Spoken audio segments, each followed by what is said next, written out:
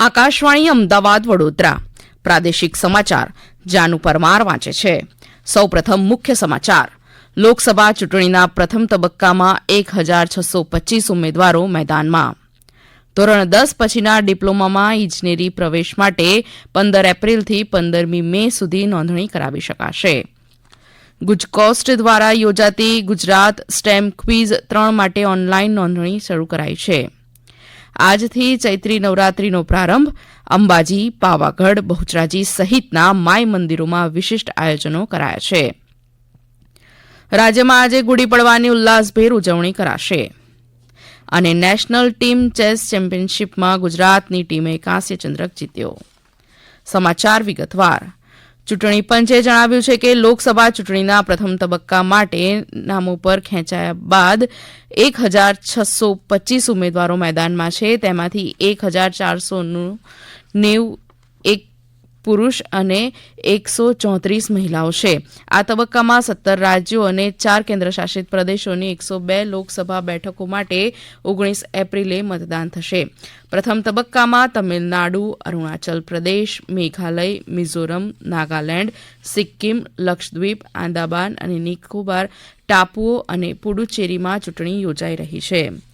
લોકસભા સામાન્ય ચૂંટણીમાં અમદાવાદ જિલ્લામાં ઈવીએમ અને વીવીપેટની પ્રક્રિયાનો પ્રારંભ કરવામાં આવ્યો છે. જિલ્લામાં ચૂંટણીમાં ઉપયોગમાં લેવાનાર 6814 બીયુ, 6814 સીયુ અને 7357 વીવીપેટની ફાળવણી પ્રક્રિયા આગામી 3 દિવસ સુધી ચાલશે.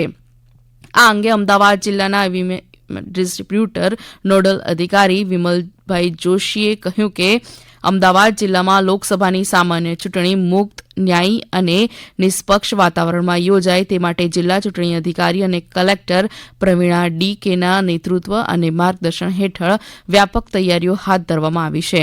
અમદાવાદ જિલ્લામાં આવેલા 21 વિધાનસભા મત વિસ્તાર અને 5 સંસદીય મત વિસ્તારો માટેના ઈવીએમ ડિસ્ટ્રીબ્યુશનની કામગીરીનો સોમવારથી પ્રારંભ થઈ ગયો છે.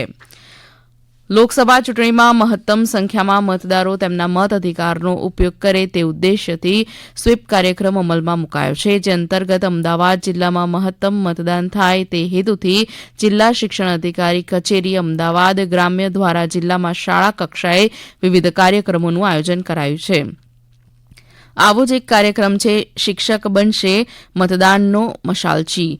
અમદાવાદ જિલ્લાની તમામ શાળાઓમાં શિક્ષકો આવતીકાલથી 20 એપ્રિલ દરમિયાન પોતે જે વિસ્તારમાં રહે છે તે વિસ્તારની આસપાસની સોસાયટી, મહોલ્લા, દૂધ મંડળી, સહકારી મંડળી વગેરે સ્થળોએ લોકો સાથે એક બેઠક કરીને લોકોને મતદાન માટે પ્રેરિત કરે અને પોતાના વિસ્તારમાં મહત્તમ મતદાન થાય તે સુનિશ્ચિત કરે તેવું આયોજન જિલ્લા શિક્ષણ અધિકારી કચેરી અમદાવાદ ગ્રામ્યની કચેરી દ્વારા કરવામાં આવ્યું છે. આગામી લોકસભાની ચૂંટણી અંતર્ગત રાજ્યભરમાં મતદાન જાગૃતિ અંગેના વિવિધ કાર્યક્રમો યોજાઈ રહ્યા છે.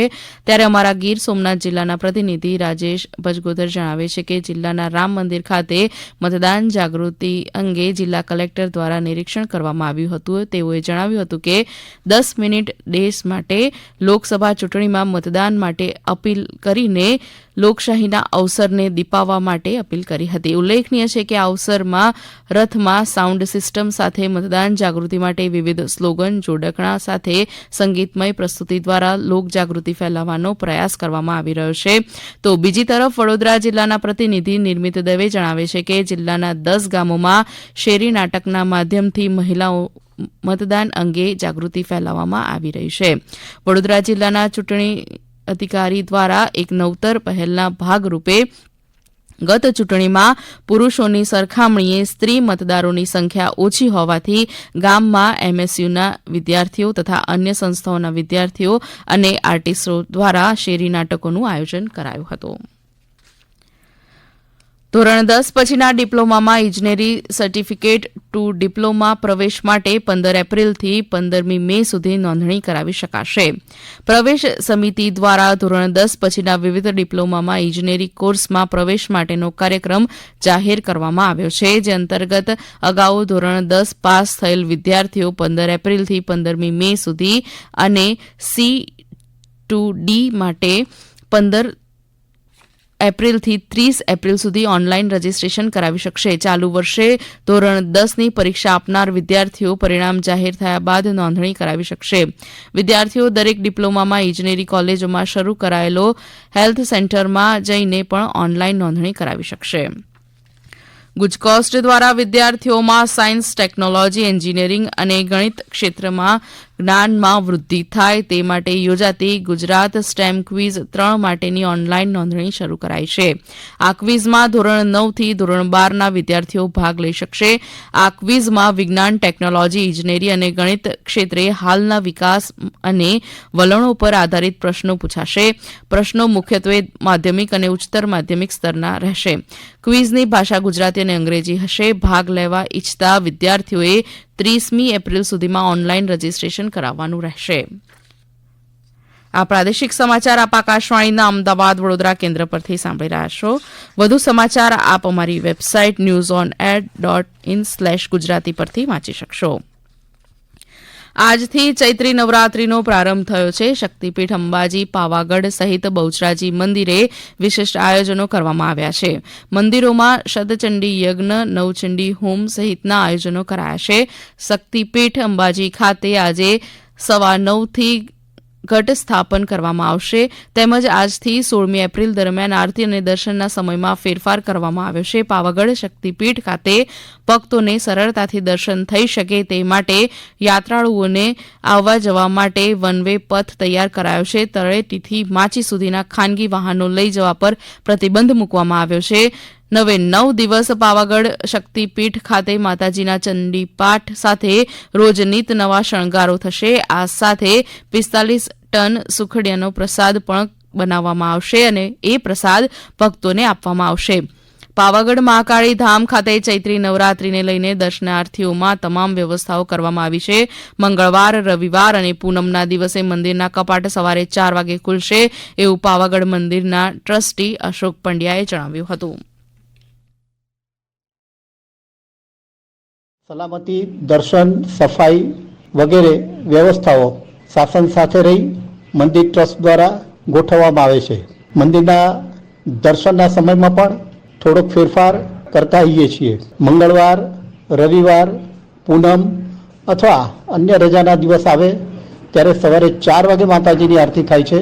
બાકીના દિવસે સવારે 5 વાગે અમે કરીએ છીએ. સાંજે પણ 7 વાગે આરતી થયા પછી મંદિર 8 વાગ્યા સુધી ભક્તો માટે ખુલ્લું રહે છે. પાવાગઢ મહાકાળી મંદિરના દર્શનાર્થે આવનાર ભક્તોની સગવડતા માટે રોપવેની કામગીરીના સમયમાં તંત્ર દ્વારા ફેરફાર કરાયો છે. આજે અને 14, 16, 21 અને 23મી એપ્રિલે રોપવે ટિકિટ બારી સવારે 4 વાગે શરૂ થશે અને રોપવે સર્વિસ સવારે 5 વાગે શરૂ કરાશે. અમદાવાદ શહેરના મુખ્ય માતાજી મંદિરોમાં વિશેષ કાર્યક્રમો યોજાશે. અર્બુદા દેવી મંદિરમાં 101 સાડીનો શણગાર કરાશે. ભદ્રકાળી માતાના મંદિરમાં 50 કિલો લીમડાના રસનો પ્રસાદ અપાશે. આ સાથે આજે રાજ્યભરમાં ગુડી પડવાની ઉલ્લાસભેર ઉજવણી કરાશે. મરાઠી લોકોના નવા વર્ષ ગુડી પડવાની રાજ્યમાં વિશિષ્ટ ઉજવણી કરાશે. આ દિવસે ગુડી રોપી તેને સાડી પહેરાવી ફૂલોના સાકરના હારથી શણગારવામાં આવે છે. ઉપરના ભાગે ઊંધો કળશ કે ચાંદીનો લોટો સ્થાપવામાં આવે છે. પછી ગુડીની ષોડશોપચારની પૂજા કરાય છે. માન્યતા મુજબ ઘરમાં ગુડીની સ્થાપના કરવાથી નકારાત્મક ઉર્જા દૂર થાય છે અને જીવનમાં સુખ સમૃદ્ધિ આવે છે. કેન્દ્ર શાસિત પ્રદેશ દીવના હાટકેશ્વર મહાદેવ મંદિરે સોમવતી અમાસના દિવસે મહિલાઓ દ્વારા પીપળાની પૂજા અને પ્રદક્ષિણા કરાઈ હતી. ગઈકાલે આ પ્રદક્ષિણા કરવામાં આવી હતી. શાસ્ત્રોમાં અમાસનું વિશેષ મહત્વ દર્શાવાયું છે, પરંતુ સોમવાર અને અમાસનો સમન્વય થતાં ધાર્મિક શ્રદ્ધા સાથે પીપળાની પૂજા કરવામાં આવે છે. નેશનલ ટીમ ચેસ ચેમ્પિયનશિપમાં ગુજરાતની ટીમે કાંસ્ય ચંદ્રક જીત્યો છે. હિમાચલ પ્રદેશમાં આયોજિત આ સ્પર્ધામાં ગુજરાતની ટીમે કાંસ્ય ચંદ્રક જીત્યો છે. ટીમના જવલ પટેલે 6.5, મુકુંદ અગ્રવાલે 6 અંકો સાથે વ્યક્તિગત રજત મેળવ્યો છે. મહિલા ટીમે અંતિમ રેન્કિંગમાં 7મું સ્થાન મેળવ્યું છે. તેજસ્વીની સાગરે 6 અંકો સાથે વ્યક્તિગત સુવર્ણ અને માન્ય ડ્રોલિયાએ વ્યક્તિગત કાંસ્ય ચંદ્રક મેળવ્યો છે. વિશ્વ પિકલ બોલ સ્પર્ધામાં રાજ્યના વીર શાહે સુવર્ણ અને કાંસ્ય ચંદ્રક જીત્યા છે. તાજેતરમાં વિયેતનામ ખાતે યોજાયેલી વિશ્વ પિકલ બોલ ચેમ્પિયનશીપમાં રાજ્યના વીર શાહે અંડર 14 કેટેગરીમાં સુવર્ણ અને અંડર 18 કેટેગરીમાં કાંસ્ય ચંદ્રકો જીત્યા છે. રાજ્યમાં હની જુમાનીએ અંડર 14 ટેનિસ સ્પર્ધામાં ખિતાબ જીત્યો છે. દુબઈ ખાતે યોજાયેલી આ સ્પર્ધામાં હનીએ સેમીફાઇનલમાં મેડેલેન ફિરફાસને 6-2, 7-5 થી હરાવીને ફાઇનલમાં પ્રવેશ કર્યો હતો. ફાઇનલમાં તેણીએ ઐથારી કોન્શેલિયાવાને 6-4, 6-3 થી હરાવી ખિતાબ જીતી લીધો છે.